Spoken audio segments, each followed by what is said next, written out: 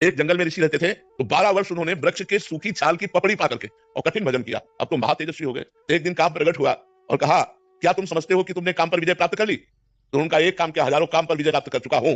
अब वो ऋषि ये समझ नहीं पाए कि काम कौन से बाणों का संधान करेगा। अब जहां जहां वो पपड़ी खाते थे, वहां वहां हलवा घी का। तो उनका मेरे तप से भयभीत होकर वृक्ष हमें लगता है कोई स्वादिष्ट पदार्थ देने लगे। अब वो खाने लगे।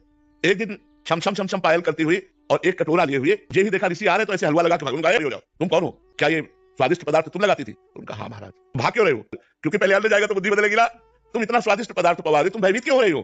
तुम बोले, महाराज वृक्ष में चुपचाप इसलिए लगा जाती थी कि आपकी सेवा बन जाए, मैं आपकी सेवा करना चाहती हूँ। बोले, लाओ कटोरा, वृक्ष में लगाने की जरूरत नहीं है।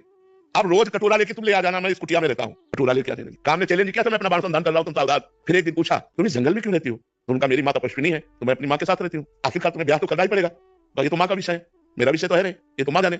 नहीं, अगर आप राजी हो ब्याह करने के लिए तो मैं कैसा रहूंगा आपके लिए? अरे महाराज, हम तो आपकी सेवा में लगी है, हम तो आपकी सेवा में लगे हैं, आप आदेश कीजिए। तो बोले, माँ से बात करके आप कल आना। बोले, अवश्य। दूसरे दिन पधारी। महाराज, मैं निराश हूं, ब्याह नहीं हो सकता। बोले, क्यों? निराशा क्यों?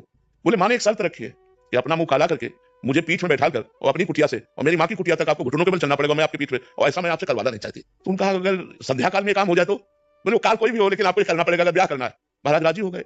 मुंह काला किया, पीठ पे बैठा ला, घुटने के बल चले, और जब वहां पहुंचे तो काम खड़ा था।